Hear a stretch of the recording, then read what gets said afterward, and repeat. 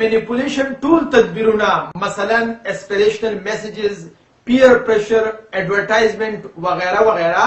زمون غیر معقول خواهشات او د یرینا فایده اخلي او په یو نه یو طریقه باندې مونږه په دې فیصله باندې مجبوره کوي. هو لیکل چې دا جذباتي کیفیت د عدم تحفظ او د غیر یقیني صورتحال د پنج نه راوځي او زمونږه د ویژن یعنی د خوبونو عملی تعبیر سره پیوست شي او مونږ داسې محسوس کول شروع کو څنګه چې زمون سوچ او فکر دی. همدا هغه وخت وي چې زمونږه هغه سطحي جذباتي کیفیت په حقیقت تاثیر کې بدل شي او مونږه واقعي متاثره شو. او په دغه وخت کې چې مونږ څه هم فیصله کوو نو د دې فیصلې تعلق د دې خبرې سره وي چې مونږ څوک یو او په دې وخت کې مونږه د دغه کمپنۍ او د دې د پروډکټس نه ولې متاثره یو او داسې نه چې د دې فیصلې تعلق د دې خبرې سره وي چې دا کمپنۍ او د دې پروډکټ څه دي. نو قصه مختصر دا چې په دې وخت کې زمونږ دې سره اړوسه کار نه وي چې دا کمپنۍ والا څوک دي او دوی څه خرڅوي، بلکې زمونږ کار دې سره وي چې دا کمپنۍ دا پروډکټس ولې خرڅوي او دغه شانتي مونږ ته په دغه وخت کې خپل فیصلې صحیح معلومیږي. کله چې مونږ ته خپل فیصلې درست معلومي شي نو بیا مونږ دغه سیزه په ګرانه بیه اغوستو دپاره بالکل تیار یو، بلکې د دغه پروډکټس او د سرویسز حاصلولو دپاره مونږه د څه قسمه قربانۍ نه هم مخ نه اړو او هر قسمه تکلیف برداشت کولو دپاره مونږه هر وخت بالکل تیار یو. او بیا په هغه وخت کې مونږ د دغه پروډکټس نه قیمت ته ګورو او نه یې کوالټي ته ګورو. خو ګورې دا یو خبره یاد ساتئ،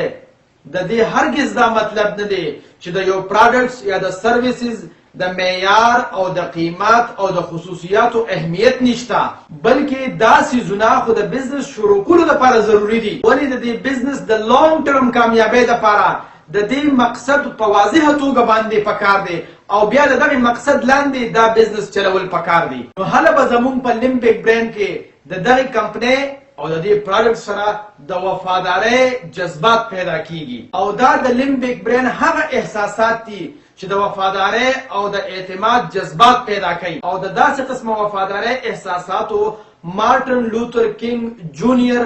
اپل کمپنی، هارلی ډیوایډسن، ساوث ویسټ ایرلاینز او تر دې چې هر یو غټ لیډر ته دې دومره غټه فایده ورکړه چې خلک د هغوی پیروکار او ملاتړ جوړ شو. ولې چې د یو مضبوط احساس وفادارۍ نه بغیر د دې خبرې دباو زیاتیږي. مونږ له پکار دي چې مونږ د ټولو روان دي او بیا د دې دپاره مختلف دوکې داکې کوو، مثلا قیمتونه کمول